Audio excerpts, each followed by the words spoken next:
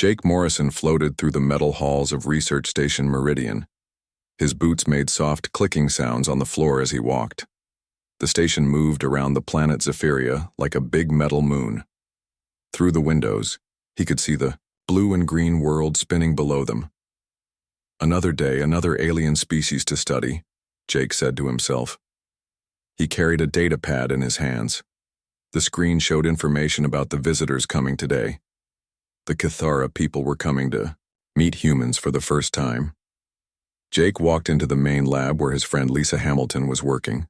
She looked up from her computer screen and smiled. Lisa had short brown hair and wore the same blue uniform as Jake. They had worked together for 3 years now. "Ready for the big day?" Lisa asked. She pointed to the viewing screen that showed empty space. "The Cathara ship should be here in 2 hours." Jake sat down in a chair next to her desk. "I guess so. Though I have to say, after my divorce last month, I'm not really thinking about work much." Lisa turned her chair to face him. "Still thinking about Katie?" "Not really," Jake said. He ran his hand through his black hair. "I'm just wondering what I want in life now. You know what I told myself yesterday? I said I want to find someone thin with a great laugh. Someone who can make me smile again." Lisa laughed. "Jake, you're thinking about dating aliens now?" No, Jake said quickly. His face turned red. "I meant human women. Though who knows, maybe there are no good options left on Earth." The computer on Lisa's desk made a beeping sound. She looked at the screen and her eyes got wide. "Jake, look at this. The Cathara ship just appeared on our sensors." Jake stood up and looked at the screen. A large silver ship was moving toward their station. It was shaped like a big oval with strange patterns on its sides. The ship was much bigger than any human ship Jake had ever seen. "That's beautiful," Jake said. "Look at how it moves, so smooth." Lisa pressed some buttons on her computer. "I'm getting a message from them. They want to dock in Bay 3. "Let's go meet our new neighbors," Jake said. They walked through the station to the docking bay. Other crew members were already there. Captain Ryan Burke stood near the airlock door. He was a tall man with gray hair and a serious face. Dr. Helen Park stood next to him. She was the station's head of alien studies. "Morrison, Hamilton," the captain said when he saw them. "Good timing. The Cathara ambassador will be coming through that door in 5 minutes." Jake felt excited and nervous at the same time. This was his first time meeting a completely new alien species. He had studied aliens before, but they were species that humans already knew about. "What do we know about them?" Jake asked Dr. Park. "Not much," she said. "They sent us basic information. They breathe the same air as us. They are bigger than humans. And they seem to communicate in a very unusual way." "What way?" Lisa asked. Before Dr. Park could answer, a sound came from the airlock. It was like music, but also like someone laughing. The sound was beautiful and strange at the same time. The airlock door opened with a soft hiss. The first thing Jake saw was a tall figure in a silver suit. Then the figure stepped into the light, and Jake's mouth fell open. The alien was definitely female, but unlike any woman Jake had ever seen. She was about 7 feet tall with smooth skin that looked like blue crystal. Her body had curves that seemed to flow like water. When light hit her skin, it made small rainbow colors. But the most amazing thing about her was the sound she made. She was laughing, but it wasn't like human laughter. It sounded like music and wind chimes and pure joy all mixed together. The sound filled the whole docking bay. "Welcome to Research Station Meridian," Captain Burke said. "I am Captain Ryan Burke." The alien woman looked at him and made another laughing sound. This one was different from the first. It sounded more formal, like she was saying hello back to him. Dr. Park stepped forward. "I am Dr. Helen Park. We are honored to meet you." The alien woman's laughter changed again. Now it sounded warm and friendly. She pointed to herself and made a complex series of laughing sounds. Jake could hear different tones and rhythms in it. "I think she's telling us her name," Lisa whispered to Jake. Dr. Park nodded. "Yes, I believe so too. But I'm not sure how to repeat it." The alien woman seemed to understand their problem. She made a simpler laughing sound, then pointed to herself again. She repeated this several times. Vera Nala, Dr. Park said slowly. Is that close? The alien woman's laughter became bright and happy. She nodded her head, which was similar to how humans showed yes. Jake found himself staring at Vera Nala. Her laugh was indeed beautiful, but everything else about her was so different from what he had imagined wanting. She was tall, not thin. Her curves were pronounced and alien. Her skin was blue crystal instead of human flesh, but when she laughed, something inside Jake's chest felt warm. Her laughter seemed to fill up empty spaces he didn't know he had. Ambassador Vera Nala, Captain Burke said, we have prepared quarters for you and your team. Vera Nala turned toward the airlock and made a calling sound with her laughter. 3 more Kithra came through the door. They were all different sizes, but they all had the same crystal skin and musical laughter. As the group moved through the station, Jake walked behind them. He couldn't stop listening to their laughter. Each Kithera had a different sound, like different instruments in a band. But when they laughed together, it created something beautiful. They're not what I expected, Lisa said quietly to Jake. Me neither, Jake said. He was still thinking about what he had told Lisa earlier. He had wanted someone thin with a great laugh. Well, Vera Nala certainly had a great laugh, but everything else about her challenged what he thought he wanted. As they reached the guest quarters, Vera Nala turned and looked directly at Jake. Her large eyes were like purple gems. She made a soft, laughing sound that seemed like a question. Jake didn't know what she was asking, but he smiled at her. Her laughter, in response, was like silver bells in a gentle wind. Maybe, Jake thought, he didn't really know what he wanted after all. 3 days had passed since the Kithera arrived at the station. Jake found himself assigned to work with Ambassador Vera Nala every morning. They met in the observation deck, a room with large windows that looked out at the stars. Jake sat at a small table with his computer and translation equipment. Vera Nala sat across from him in a specially made chair that could hold her larger frame. Between them was a collection of devices that Dr. Park hoped would help them understand each other better. Good morning, Vera Nala, Jake said. He had learned to say her name correctly now. Vera Nala's response was a cascade of laughter that started low and rose high like a bird taking flight. Jake was starting to recognize this as her way of saying good morning back. For the past 3 days, Jake had been trying to understand how the Kithra communicated. It wasn't just laughter for fun. It was their entire language. Different types of laughter meant different things. Let's try the numbers again, Jake said. He held up one finger. Vera Nala made a short, sharp laugh, like a dog's bark, but musical. Jake held up 2 fingers. Vera Nala's laugh became 2 quick sounds, but they harmonized with each other in a way that human voices couldn't do. 3 fingers brought 3 laughs that seemed to dance around each other. 4 fingers created 4 laughs that built on top of each other like a tower of sound. Amazing, Jake said to himself. He made notes on his computer. Each number has its own laugh pattern, but they also build on the previous numbers. Vera Nala seemed to understand that Jake was learning. She pointed at his computer and made a questioning laugh. Jake turned the computer screen toward her. It showed wave patterns of her different laughs. Vera Nala's eyes grew wide, and she made a sound Jake had never heard before. It was like surprise and excitement mixed together. She stood up and moved closer to Jake's chair. Her crystal skin caught the light from the stars outside. This close, Jake could see that her skin wasn't just blue. It had tiny patterns that shifted and changed when she laughed. Vera Nala pointed at the wave patterns and began to laugh in a new way. This laugh was complex, with many different tones happening at the same time. On Jake's computer screen, the wave pattern looked like a mountain range. You're showing me something, Jake said. But what? Vera Nala pointed at the numbers on Jake's fingers, then at the wave pattern, then at the stars outside. She laughed again, and this time Jake heard something that sounded almost like math.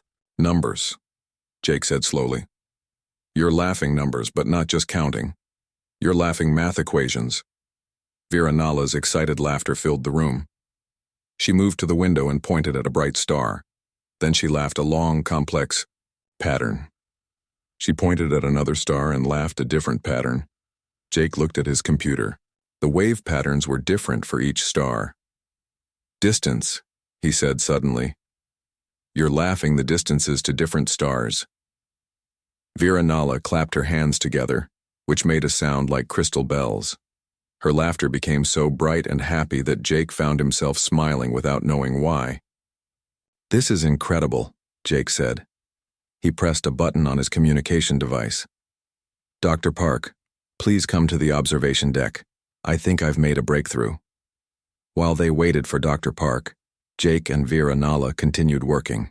Jake pointed at his coffee cup and said, "Coffee." Vera Nala made a laugh that sounded warm and bitter at the same time. Somehow, her laughter captured exactly what coffee tasted like.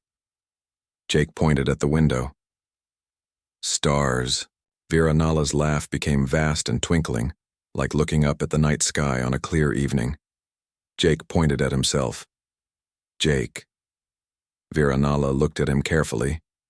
Then she laughed a sound that was steady and curious, with little questioning notes mixed in. Jake realized she was laughing his personality, not just his name. When Dr. Park arrived, she found Jake and Vera Nala sitting close together, both laughing. Jake was trying to copy Vera Nala's laughs, though his human throat couldn't make the same crystal-clear sounds. "What's going on here?" Dr. Park asked. "Dr. Park, they don't just use laughter to talk," Jake said excitedly. "They use it to share exact information.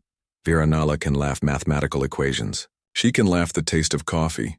She can laugh what a person is like inside." Dr. Park sat down at the table. "Show me." Jake looked at Vera Nala. "Can you laugh something for Dr. Park?" Vera Nala nodded. She looked at Dr. Park carefully, then began to laugh. The sound was organized and precise, with undertones of caring and dedication. "She's laughing you," Jake told Dr. Park. "Your personality, your way of thinking." Dr. Park's mouth fell open. That's impossible. How can laughter carry that much information?" Before Jake could answer, alarms began ringing throughout the station. Red lights flashed in the hallways. Captain Burke's voice came over the communication system. "All crew to emergency stations. Unknown ships approaching the system. They are not responding to our communications." Vera Nala's laughter suddenly changed. It became sharp and urgent, with undertones of fear and warning. She stood up quickly and looked out the window. "What is it?" Jake asked. Vera Nala's laughter was now rapid and complex. Jake couldn't understand it, but he could hear the panic in her voice. She pointed at the approaching ships and laughed something that sounded like danger and death. Other Kithara voices came from the communication system. They were all laughing in the same urgent, frightened way. Jake realized that Vera Nala was talking to her people through the station's communication system. "They know these ships," Dr. Park said, "and they're afraid." Vera Nala grabbed Jake's arm. Her touch was warm, and he could feel her crystal skin vibrating slightly with her urgent laughter. She pulled him toward the computer and pointed at the screen. She began laughing a complex pattern, but this time Jake heard something different. It wasn't just communication. It was instruction. She was trying to teach him something important, something they needed to know right away. "What are you trying to tell us?" Jake asked. Vera Nala's laughter became even more urgent. She pointed at the approaching ships, then at her own people, then at the humans around the station. Her meaning was becoming clear even without translation. "Enemies," Jake said. "These ships are enemies of your people." Vera Nala nodded quickly. Then she began the most complex laugh Jake had ever heard. It had layers and harmonies and rhythms that seemed to tell an entire story in just a few seconds. As Jake listened, he began to understand that Vera Nala wasn't just beautiful and intelligent. She was also brave. And right now, she was trying to save both her people and his from something terrible that was coming toward them, through the darkness of space. The laughter that had seemed so strange 3 days ago now sounded like the most important language Jake had ever heard. The enemy ships moved closer to the station. Jake could see them through the observation deck window now. They were dark and angular, like metal spears pointed at them. There were 5 ships, each one bigger than the Kithra vessel. Captain Burke's voice came over the speakers again. All hands to battle stations, prepare for possible attack. Viranala was still holding Jake's arm. Her crystal skin felt warm and solid under his fingers. She was laughing rapidly to her people through the communication system. Jake couldn't understand the words, but he could hear the urgency. "Jake, we need to get to the command center," Dr. Park said. She was already moving toward the door. "Wait," Jake said. He looked at Viranala. "What are those ships? Who are they?" Viranala's laughter became dark and angry. She pointed at the approaching ships and made a sound like breaking glass mixed with screaming.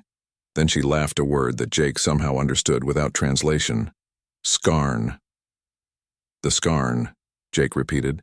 "They're called the Skarn." Viranala nodded. Then she began laughing a story. Jake could hear pain and loss in her voice. He understood that the Skarn had hurt her people before. They had destroyed Kithera worlds. They had killed many of her kind. "Why?" Jake asked. "Why do they attack you?" Viranala pointed at her mouth and laughed softly. Then she made the breaking glass sound again. Jake realized she was showing him the difference between Kithera laughter and Skarn sounds. "They don't like your laughter," Jake said slowly. "They think it's weakness." Viranala's sad laugh confirmed his guess. She touched her own crystal skin and made a sound that meant fear. Then she touched Jake's hand and made a sound that meant protection. "You want to protect us," Jake said. "But how?" Before Viranala could answer, the station shook. The lights flickered. Captain Burke's voice returned, more urgent now. "We are under attack. All crew prepare for battle. This is not a drill." Jake, Dr. Park, and Viranala ran through the halls toward the command center. Other Kithera joined them. Their laughter now synchronized in a way Jake had never heard before. All 4 aliens were laughing the same complex pattern at the same time. When they reached the command center, Captain Burke was standing in front of a large screen showing the battle. The Skarn ships were firing dark energy beams at the station. The station's shields were holding, but Jake could see they were getting weaker with each hit. "Captain," Dr. Park called out, "the Kithra have information about these attackers." Captain Burke turned around. His face was tense with worry. "What do they know?" Viranala stepped forward. She began laughing, but this time her laughter was different. It was organized like a military report. Jake listened carefully, trying to understand. "She's telling us about Skarn tactics," Jake said, translating as best he could. "They always attack with 5 ships in that formation. They use energy weapons that drain power from their targets." Viranala continued laughing. Her voice became more urgent. "She says the Skarn hate laughter because it disrupts their technology," Jake continued. "But she also says Kithera laughter can be used as a weapon." Captain Burke looked confused. "Laughter as a weapon? How?" Viranala moved to the communication console. She began adjusting the controls, her fingers moving quickly over the human technology. Then she began to laugh into the microphone. Her laughter went out through the station's communication system. Immediately, the other Kithera began laughing in harmony with her. Their combined voices created a sound that was both beautiful and powerful. On the screen, Jake could see something amazing happening. The Skarn ships were slowing down. Their energy beams became weaker and less accurate. "It's working," Captain Burke said with surprise. "Their weapons are losing power." But the station was still taking damage. The shields were almost gone. Jake could see that Viranala's plan was helping, but it wasn't enough to save them. "We need more voices," Jake said suddenly. "The Kithera laughter is disrupting the Skarn weapons, but 4 voices aren't enough." Viranala looked at Jake with her purple gem eyes. She made a questioning laugh that Jake understood perfectly. She was asking if humans could learn to laugh with them. "I don't know," Jake said honestly. "Our voices are different. We can't make the same sounds you make." Viranala moved closer to Jake. She put her hands on his shoulders and looked directly into his eyes. Then she began to laugh very softly, very simply. It was a basic pattern. something a human throat might be able to copy. Jake tried to laugh the same pattern. His voice was rough and imperfect compared to her crystal-clear tones, but he could hear that he was getting the rhythm right. Viranala's eyes became bright with hope. She turned to the other humans in the command center. "She wants all of us to try," Jake said. "If we can laugh in harmony with them, we might be able to create a strong enough disruption field to disable the Skarn ships." Captain Burke looked doubtful. "This is our plan? Laughing at the enemy?" Another explosion shook the station. The lights went out for a moment before the emergency power came on. "It's better than no plan," Dr. Park said.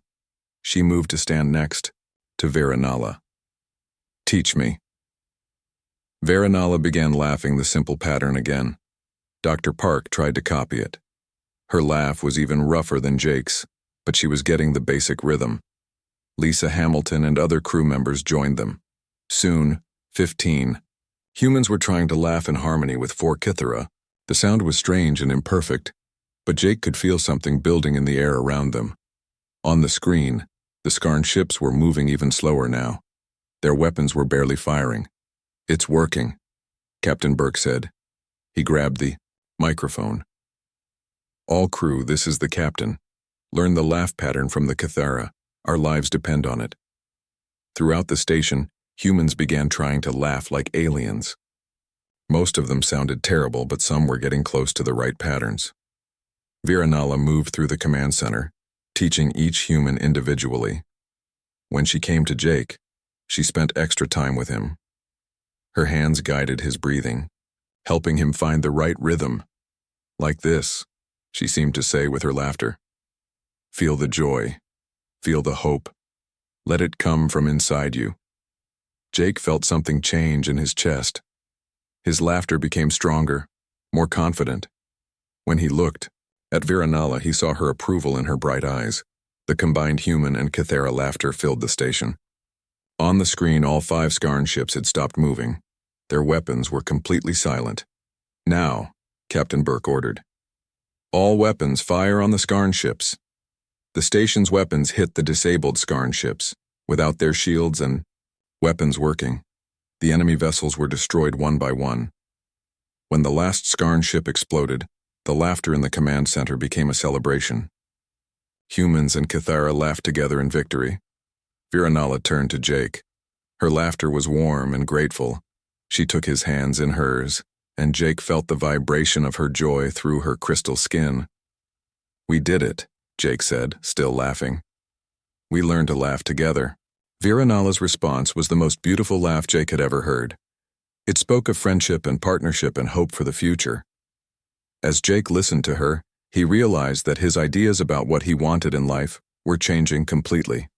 He had wished for someone thin with a great laugh. But here was someone curved and strong with a laugh that could literally save lives. Someone whose beauty was in her courage and intelligence, not just her appearance. Looking into Viranala's purple eyes, Jake wondered if he had been thinking about love all wrong. 2 weeks had passed since the battle with the Skarn ships. Life on Research Station Meridian had settled into a new normal. Humans and Kithara worked together every day, and the sound of mixed laughter echoed through the halls. Jake found himself spending most of his time with Viranala. They had moved beyond simple communication and were now working on complex projects together. She was teaching him advanced Kithara mathematics, while he helped her understand human technology. But something else was happening too, something Jake hadn't expected. He was falling in love. It started small. The way Viranala's crystal skin caught the light when she concentrated on a problem, the gentle way she corrected his pronunciation when he tried to laugh in her language, the protective way she had stood in front of him during the battle. Jake was in his quarters preparing for sleep when his door chimed. He opened it to find Viranala standing in the hallway. She was wearing a flowing robe that seemed to be made of the same crystal material as her skin. "Viranala," Jake said with surprise. "Is everything all right?" She laughed softly, and Jake heard something new in her voice. It was gentle and personal, different from her usual communication laughs. She gestured toward his room with a questioning sound. "You want to come in?" Jake asked. Vera Nala nodded. Jake stepped aside and she entered his small quarters. The room felt even smaller with her tall frame inside it. She looked around curiously, taking in his personal belongings. She stopped in front of a photo on his desk. It showed Jake and his ex-wife Katie on their wedding day. Both of them were smiling, but Jake could see now that the smiles didn't reach their eyes. Vera Nala picked up the photo and made a questioning laugh. "That's Katie," Jake said. "My ex-wife. We divorced last month." Vera Nala studied the photo carefully. Then she set it down and looked at Jake. Her laugh was gentle and curious, asking for more information. Jake sat down on his bed and gestured for Vera Nala to sit in his desk chair. The chair was too small for her, but she managed to perch on the edge of it. "We weren't right for each other," Jake said. "I thought I knew what I wanted, someone who looked a certain way, acted a certain way. But I never really listened to what she needed, and she never really understood what I was passionate about." Vera Nala's laughter was sympathetic.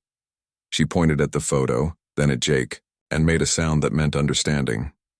"Yes, we understood each other poorly," Jake agreed. "I was more interested in having the perfect girlfriend than being a good partner." Vera Nala stood up and moved closer to Jake. She sat down on the bed next to him, her weight making the mattress dip.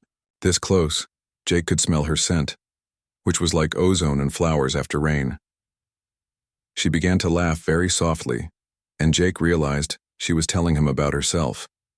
Her laugh spoke of loneliness, of being the only Cathera diplomat to work with other species. It spoke of dedication to her people and curiosity about the universe. "You've been alone too," Jake said. Vera Nala nodded. Then she did something that surprised Jake completely. She reached out and touched his face with her crystal fingers. Her touch was warm and gentle. She began to laugh again, but this laugh was different from any Jake had heard before. It was intimate and personal, like a secret being shared. The sound seemed to resonate not just in his ears, but in his chest and his bones. "What is that?" Jake asked softly. Vera Nala's laugh became explanatory. She pointed to herself, then to Jake, then made the same intimate laughing sound again. "It's special," Jake realized. "That laugh is only for close relationships." Vera Nala nodded. Her purple eyes were looking directly into his. She laughed, the intimate sound again, and this time Jake felt something respond deep inside him. It was like her laughter was calling to something in his soul. Jake reached out and touched Vera Nala's hand. Her crystal skin was warm and smooth under his fingers. "I've been thinking about you," he said. "About us. But I didn't know if—" Vera Nala's laugh cut him off gently. She stood up and moved around his small room, touching his belongings and examining his space. Then she turned to him and made a complex laughing statement. "You want to change things," Jake said, understanding her meaning. "You want to make this space ours." Vera Nala nodded enthusiastically. She moved to his closet and began rearranging his clothes, making room for things that weren't there yet. She adjusted his desk to create a second workspace. She even moved his bed to a different position. Jake watched in amazement as Vera Nala took charge of reorganizing his quarters. She wasn't asking his permission. She was simply making decisions and implementing them. The confidence in her movements was both surprising and attractive. "You're taking over," Jake said with a laugh. "You're making this your space too." Vera Nala's responding laugh was full of gentle amusement. She sat back down on the bed, which was now positioned to face the window with its view of the stars. She patted the space next to her, inviting Jake to sit. When Jake sat down beside her, Vera Nala began to laugh in the intimate pattern again. But this time she guided Jake to try to copy it. His human throat couldn't make the exact same sounds, but he could approximate the rhythm and feeling.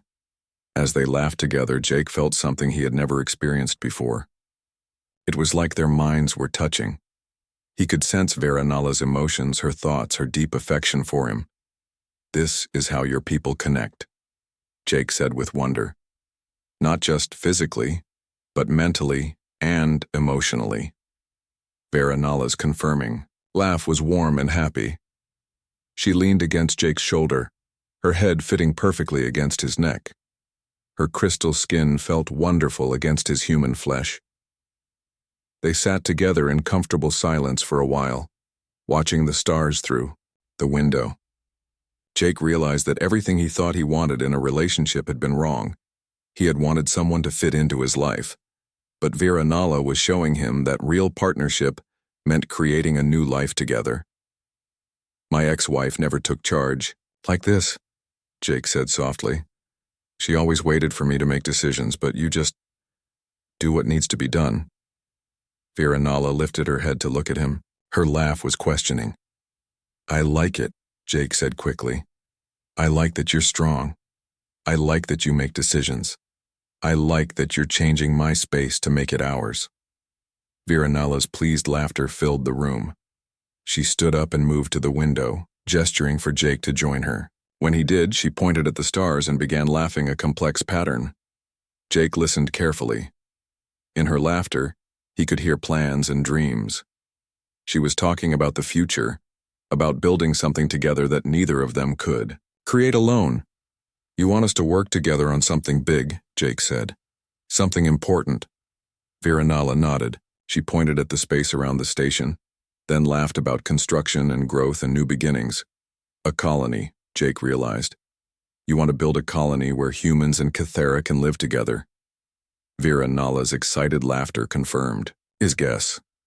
She took his hands in hers and laughed the intimate pattern again. This time Jake was able to match her rhythm almost perfectly.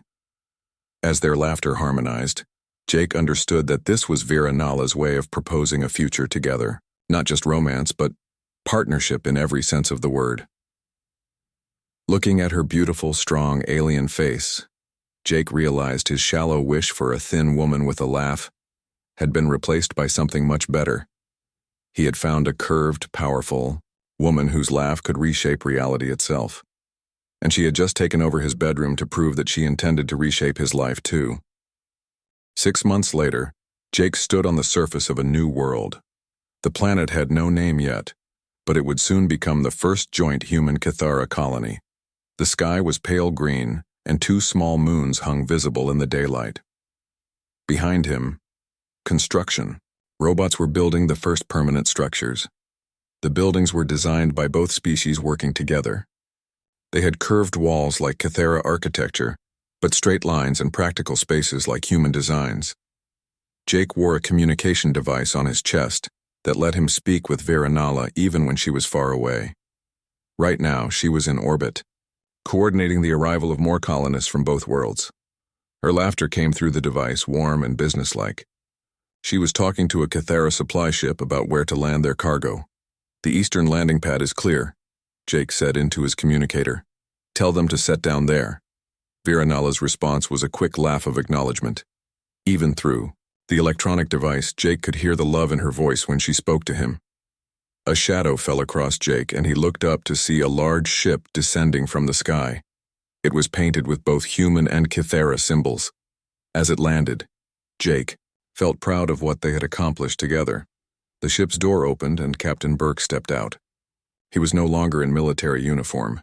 He had retired from the space service to help run the new colony. "Jake," Captain Burke called out. "The last group of human families just arrived.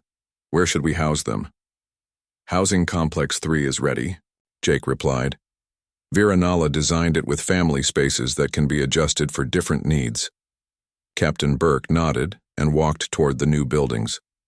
Jake watched him go, remembering how doubtful the captain had been about human Kythera. Cooperation! Now he was one of their strongest supporters. Jake's communicator chimed with Vera Nala's laughter. She was calling him back to the main colony building for an important meeting. Jake walked through the growing settlement. Human children were playing, with young Kythera, their laughter mixing in ways that created new harmonies. Adult humans and Kythera worked side by side, building homes and planning the future. The main colony building was the largest structure they had completed. Inside, Jake found Vera Nala standing in front of a holographic display showing the star system around their new world. She had grown even more beautiful to Jake over the past months. Her crystal skin now had tiny flecks of gold that appeared when she was happy. Her curves seemed more graceful and purposeful than ever. "What's the emergency?" Jake asked as he approached her. Vera Nala's laughter was serious but not worried. She pointed at the holographic display. 3 ships were approaching their system, but these were not Skarn vessels. "New visitors," Jake said, reading the data. "Who are they?" Vera Nala's laughter became complex and explanatory. Jake had learned to understand her advanced communications over the months.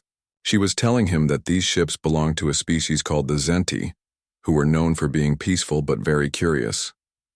"They want to know about our colony," Jake translated. "They've heard about humans and Cathara working together, and they want to see if it's really possible." Vera Nala nodded. Then she made a laughing sound that Jake recognized as a question about the future. "You want to invite them to join us," Jake said. Vera Nala's confirming laughter filled the room. But then her expression became more serious, and her laughter took on a formal, ceremonial tone. Jake had learned to recognize this particular laugh pattern. Vera Nala used it when she wanted to make important announcements or proposals. "What is it?"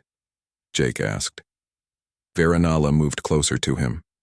She took his hands in hers and began to laugh in the intimate pattern they had developed together. But this time, there were new harmonies in it, complex melodies that spoke of permanent commitment and shared futures. Jake's heart began to beat faster.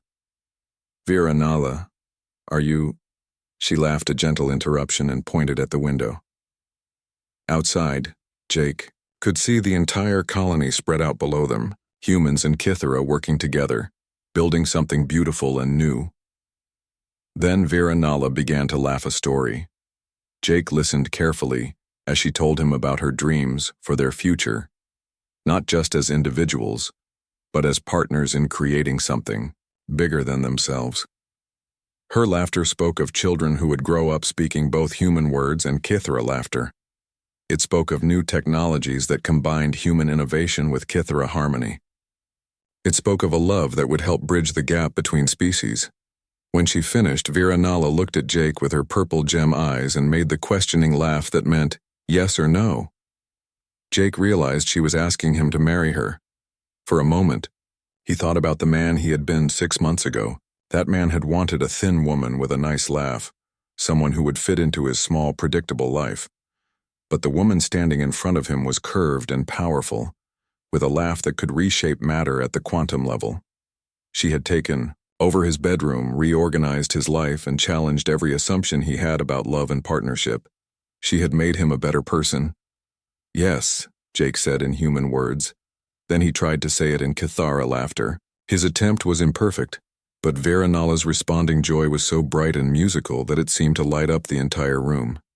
She threw her arms around him, and Jake felt the vibration of her happiness through her crystal skin. Her laughter became a celebration that called to every Kithara in the colony. Soon laughter was echoing from all over the settlement as Vera Nala shared the news with her people. Humans came running to find out what was happening, and when they learned about the engagement, they added their own cheers and laughter to the celebration. As the sun set on their new world, Jake and Vera Nala stood together on the balcony of the main building. The celebrating crowd had gathered below them, humans and Kithara, and now 3 Zenti visitors who had arrived just in time for the party. Vera Nala began to laugh in a new pattern, one Jake had never heard before. This laugh was complex and powerful, with harmonies that seemed to reach into the very structure of reality. As she laughed, Jake watched something amazing happen. The ground around the colony began to change. Grass grew greener, flowers bloomed in gardens that had been planted only days before. The air itself seemed to become cleaner and more breathable. "You're terraforming the planet," Jake said with wonder. "Your laughter is actually changing the world." Vera Nala's confirming laugh was full of love and joy. She took Jake's hand and guided him to laugh with her. His human voice couldn't create the same effects, but when their laughter harmonized, the terraforming became stronger and more precise. Together, they were literally building a new world. Jake looked at Vera Nala, this amazing woman who had appeared in his life and revolutionized everything about it. His shallow wish for a thin bride with a laugh had been replaced by a reality far more wonderful than he could have imagined. He had found a curved, brilliant, powerful woman whose laughter could change planets. A woman who had taken charge of his bedroom and then taken charge of helping him become the man he was meant to be. As their combined laughter continued to reshape the world around them, Jake realized that he had learned the most important lesson of his life. Love wasn't about finding someone to fit your expectations. Love was about finding someone who would help you become more than you ever thought possible. And in Vera Nala's arms, with her laughter harmonizing with his, Jake knew that their future would be as beautiful and powerful as the new world they were creating together.